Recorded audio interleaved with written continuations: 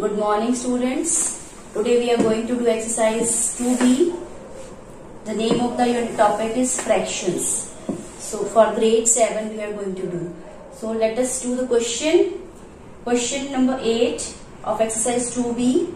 For a particular show in a circus, each ticket costs 35:1/2 rupees.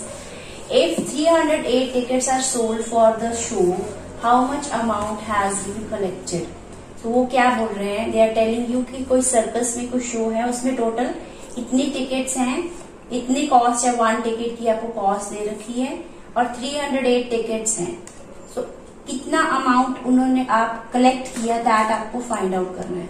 तो इसके लिए पहले आपको क्या चीज दे रखी है? कॉस्ट ऑफ 1 टिकट दे रखी है. टिकट है कितनी? 308. मीन्स जब आपने 1 टिकट की कॉस्ट को 308 से मल्टीप्लाई किया तो आपके पास टोटल कलेक्शन निकल आएगी. सो let us start with the solution. Cost of 1 ticket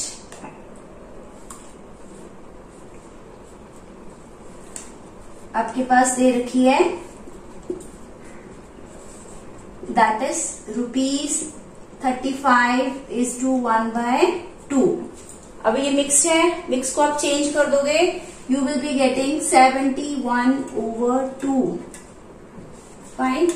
पहले 35 को 2 से मल्टीप्लाई करोगे, प्लस 1 कर दोगे तो 71/2 is the fraction. Now total tickets कितनी है? 308 है. तो you will be writing cost of 308 tickets.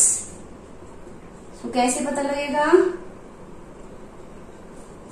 Multiply करके 71/2 मल्टीप्लाई बाय 308. अब यहाँ पर देखो, डिनोमिनेटर में 2 है और यहाँ पर न्यूमिनेटर में आपके पास 308 है. तो ये आपस में कट रहे हैं.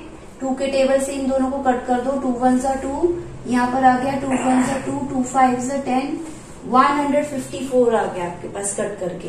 अब आपके पास नंबर्स क्या बच गए? 71 multiply by 154. Now you will B multiplying it.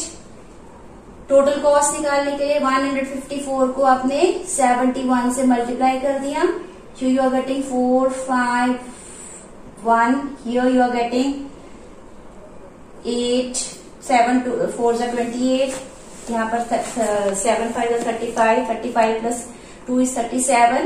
Again यहाँ पर आपके पास 7 1 7, 3 ऊपर कैरेट फॉरवर्ड था. सो आपके पास आ गया 8 3. देन यहाँ पर 9.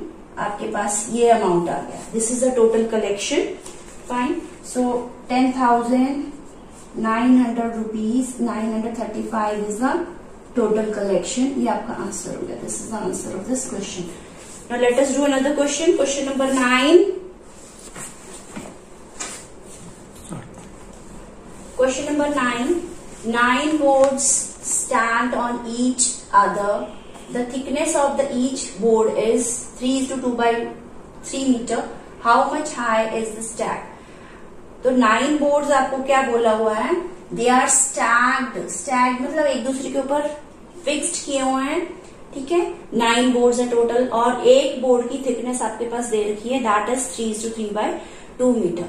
हाउ मच हाई, कितना, अगर बोर्ड्स को ऐसे उन्होंने फिक्स किया, सपोज समथिंग लाइक दिस, ऐसे हैं टोटल 9 बोर्ड्स, तो ये कितना हाई है ये उन्होंने पूछा. That you need to find out. So let us start with the solution.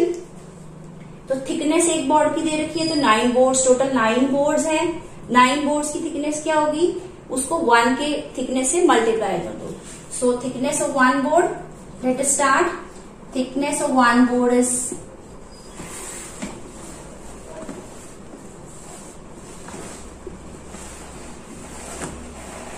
that is 3:2/3 metre. अब इसको हमने चेंज किया तो ये आपके पास क्या हो जाएगा? 3 3 9 + 2 is 11. 11/3 मीटर. फाइन. अब थिकनेस ऑफ 9 बोर्ड्स, 9 बोर्ड्स की हमने थिकनेस फाइंड आउट करनी है. फाइन. तो आपके पास क्या हो जाएगा? 11/3 मल्टीप्लाई बाय 9. तो 3 1 इसको दोनों को 9 और 3 को अपने 3 से कट कर दिया, दैट इज इसको दोनों को 3 1 3, 3 3 9. So you are getting 11 multiply by 3. So आपके पास कितनी थिकनेस आ गई? 33 मीटर थिकनेस आ गई बोर्ड की, तो ये आंसर हो गया 9 बोर्ड्स की थिकनेस 33 मीटर होगी. Now next, late us do the next question. Question number 11. Amit's weight 35 kg. His sister Kavita's weight is 3/5 of Amit's weight. How much does Kavita weigh? Now आपको क्या चीज दे रखी है? अमित का वेट दे रखा है, दैट इज 35 kg, और उसकी सिस्टर का कितना वेट है? 3/5 ऑफ अमित्स वेट. तो आपने क्या करना है? 3/5 ऑफ अमित का वेट है, जो उसको क्या कर दोगे, दोनों को मल्टीप्लाई कर दोगे, तो उसका कविता का वेट आपके पास आ जाएगा. तो the things given to you, let us do it. Amit's weight, Amit का वेट आपके पास कितना है? That is 35 kg. Fine. Now उसकी सिस्टर कविता का क्या वेट होगा? Kavita's weight is, they are given you the hint, क्या है? 3/5 of Amit's weight. So you will be writing like that only, 3/5 of Amit's weight. Fine. अब आपके पास अमित का वेट क्या है? 35. सो you will be writing 3/5 of means multiply, Amit का वेट क्या है? 35. फाइन. आपके पास ये फ्रैक्शन बन गया. Now you will be reducing this 5 और 35 को 5 से डिवाइड कर दोगे. 5 1 जा 5 एंड 5 7 जा 35. तो आपके पास क्या बच गया? 3 and 7 मल्टीप्लाई कर दो. 3 7 जा 21. So this is the answer. Kavita का वेट क्या आ गया? 21 kg is weight of Kavita. This is the answer. Now let us move to the another question. Question number 12. Question number 12. There are 42 students in a class. एक class में 42 students हैं. 5/7 of the students are boys. उसमें से आपको boys they रखे हैं. Total student का 5/7 are boys. How many girls are there? तो इसके लिए सबसे पहले आपको बॉयज की स्ट्रेंथ फाइंड आउट करनी पड़ेगी. ठीक है. जब आपने बॉयज की स्ट्रेंथ फाइंड आउट कर ली, तो आपको क्या करोगे? उसको 42 से माइनस कर दोगे, तो क्या आ जाएगा? वो नंबर ऑफ गर्ल्स. ठीक है. गिवन क्या है आपके पास? टोटल स्टूडेंट्स कितने हैं? 42 स्टूडेंट्स हैं. नाउ नंबर ऑफ बॉयज, उसमें से नंबर ऑफ बॉयज आपके पास क्या हुए? क्या दे रखा है hint? That this one, 5/7 of the students are boys. So 5/7 of total students कितने थे? 42. 5/7 of 42, that means 5/7 multiply by 42 of means multiplication. Now you will be reducing. 7 और 42 आप देख रहे हैं कि रिड्यूस हो रहे हैं. तो 7 1 जा 7, 7 6 जा 42. फाइन. अब आपके पास what are the number left? 5 और 6 बच गए. तो आपके पास 30 बॉयज आर देयर. 5 6 आपके पास टोटल बॉयज 30 आ गए. ठीक है. बॉयज की स्ट्रेंथ आपके पास आ गई. सो नंबर ऑफ गर्ल्स क्या होगा? Total student minus number of boys. तो आपके पास नंबर ऑफ गर्ल्स आ जाएगी. तो number of girls, they are asking you to find out the number of girls. That is total students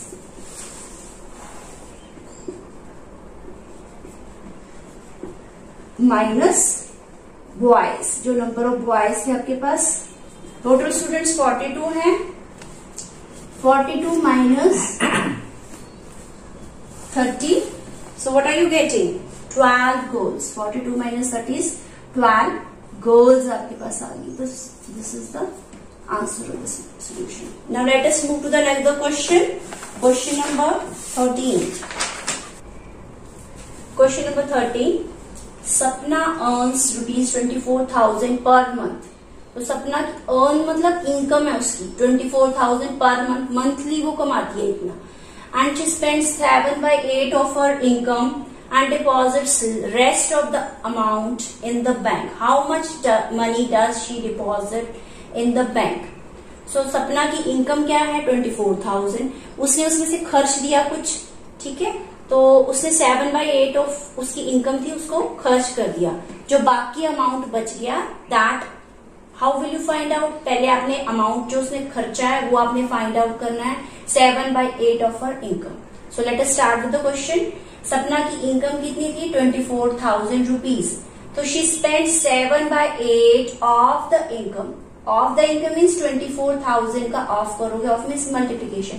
now you will be reducing 8 और 24 आपस में cut रहे हैं, 8 से कट रहे हैं, 8 1 8 एंड 8 3 24. तो ये आपके पास 3,000 आ गया.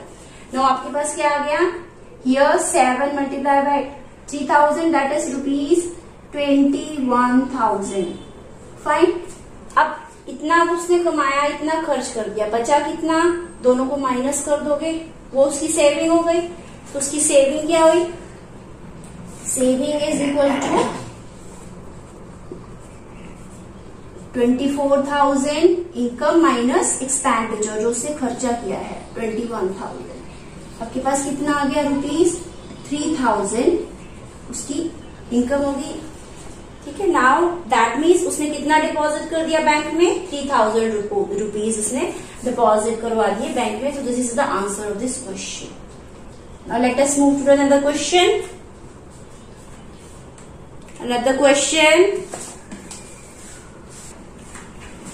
So question number 15 is find the area of the rectangular park which is 41:2/3 meter long and 18:3/5 meter broad. अब rectangle कैसी की होती है? This is the shape of the rectangle. Fine. और rectangular park है, उसकी लेंथ और ब्रेड्थ आपको, broad means उसकी कितनी चौड़ाई है, लेंथ मीन्स कितना लंबा है वो, that it is, this is the length and this is the, ये कितनी ब्रेड्थ है उसकी. फाइन. तो हमने क्या करना है? एरिया क्या होता है? Length multiply by breadth. Area of the rectangle is length multiply by breadth. So पहले हमें लेंथ लिखनी है पार्क की. तो गिवन लेंथ आपके पास 41:2/3 मीटर है. उसको आपने मिक्स को इम्प्रॉपर में चेंज कर दो तो आपके पास आ जाएगा 125 मीटर ओवर 3. सिमिलरली ब्रेड्थ आपकी 18:3/5 है. 18 को 5 से मल्टीप्लाई करके +3 कर दोगे, दैट इज 93/5. नाउ एरिया पूछा उन्होंने. Area of the park will be length multiply bye bread, that is length multiply bye bread. आपके पास लेंथ है 125 ओवर 3 मल्टीप्लाई बाय 93/5. फाइन. अब यहाँ पर देखो 3 और 93 कट रहे हैं, 3 से कॉमन इनका मल्टीपल 3 है, 3 1 3, यहाँ 31 आ गया. फाइन. अब ये 5 और 125 भी 5 से कट रहे हैं, 5 1 5 और आपके पास यहाँ पर क्या आ जाएगा? 5 2 10, यहाँ पर 25 आ जाएगा. तो what are you getting? 25 multiply by 31. 25 को 31 से जब आपने मल्टीप्लाई किया so you will be getting 775 meter square. ये आपका एरिया आ जाएगा of the park. This is the answer. So this was the last question. We will be doing next exercise tomorrow. Thanks for watching.